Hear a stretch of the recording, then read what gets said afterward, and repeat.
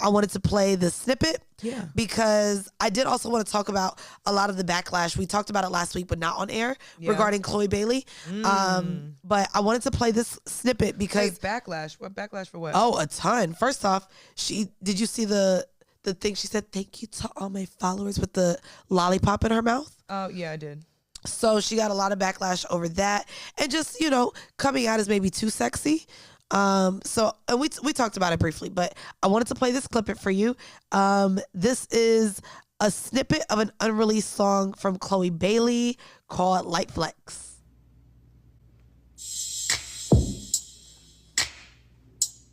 Let's go. She looks beautiful too. I feel like it's not all the way done either. Here we go. Nothing but little light flex.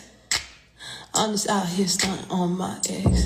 That part. But little light flex. I'm just out here stunting on my ex. I thought I heard a lame nigga say I wasn't gonna blow up. Hey. Now he double tapping my picture, seeing my glow up. Nothing but little light. Let's see, she posted it like this. Flex. I'm just out here stunting on my ex. Here we go. Breakdown. I'm just being honest. I'm just telling true facts. Boys won't pull my dreads, baby. I don't have tracks. All my hoes fly, baby. We don't do that. I just might go live, but throwing it back.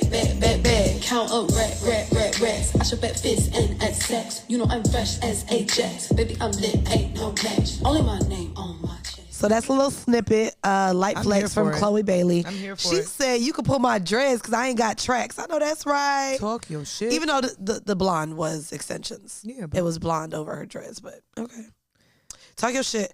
I don't know. I love Chloe. A lot of people, of course, want to hear, like we talked about, consistency. She came out as an amazing vocalist with her sister, and I guess people want that from her. They don't want this. So I was reading a lot of the comments, and they were just like, girl, give this to Sweetie and give us some tunes. And I want to know kind of your thoughts because, of course, Have Mercy also was very... Yeah, I loved Have Mercy. I love Have Mercy too, girl. And then when I tell you they played it in Vegas everywhere. Oh, my God. The pool, the lobby, the spot. Everywhere played fucking Have Mercy. See, I feel the opposite way. I like what Chloe's doing. I want to see the more artistic stuff though. Like a lot of what we see now, it's we went from really, really wholesome Chloe and Halle music and image to now, young woman, grown woman, right? Chloe, you know what I mean, with confidence in who she is and her body and her sexuality and her sensuality. Yeah. And I like she's it. owning it. And I love that. I don't think there's anything wrong with that. I think for an audience though, it's just a lot. If we're only ever seeing that, at least like I want it to be artistic. Like the way that we love the WAP video, right? We love the WAP video because of the hair and the nails and the wardrobe and the scenery. Like it's what we say we like about Doja Cat too. What we love about Doja Cat. And I love that about Saweetie does stuff like that too, right? And I mean, Saweetie doesn't put out music that I'm necessarily listening to. Same. So, but to see her, you know what I mean, do creative things like with her Halloween costumes. She's doing great. With her Catwoman, you know what I mean? I would love to see that from Chloe. I don't think she's doing anything wrong. I think when you look at artists, right, and artists who feel like they've grown with you, they're growing with you, they want to continue to feel like they're still a part of your process. Right. And I think the reason people object to,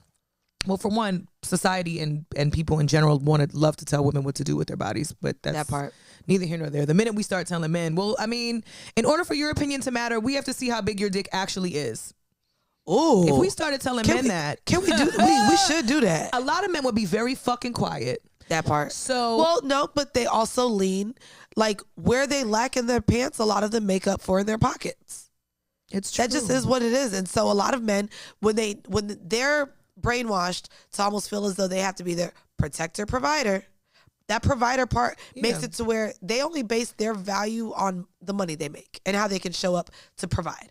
Right. So what I'm saying is, in terms of the control over the bodies and how they're valued, people love to tell women what they can and can't do with their bodies. And I think, going back to Chloe's audience, I think the audience that loved seeing her be this phenomenal talent with her sister in the very beginning, to then, you know, we're watching two young women grow up really fast in real time, and her younger sister is in The Little Mermaid and she's shaking her ass on late night television.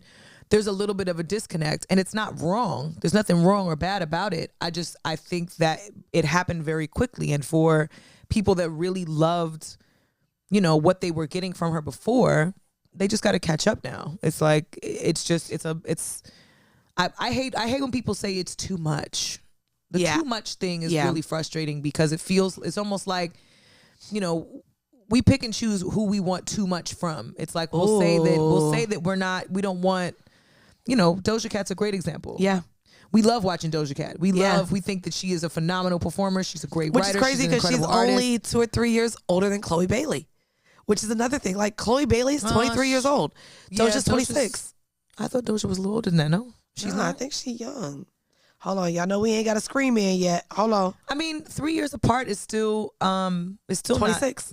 It's nothing at all. But I also think that there is something to be said about the artistic evolution that we've watched from Doja as well. We just don't know Chloe the way that she wants us to know her yet. Right. And that's up to her. And I think as fans and as audience, we need to grant her the grace to figure out what parts of herself she wants to show in her time. Because keep in mind, before she was shaking her ass on late night television and everywhere else on the internet, she was performing cover songs better than some of the artists that made the songs. Sure was. And posting those videos on her Instagram and on YouTube. Yep. So she was giving y'all the music that you wanted. She was giving y'all the vocals.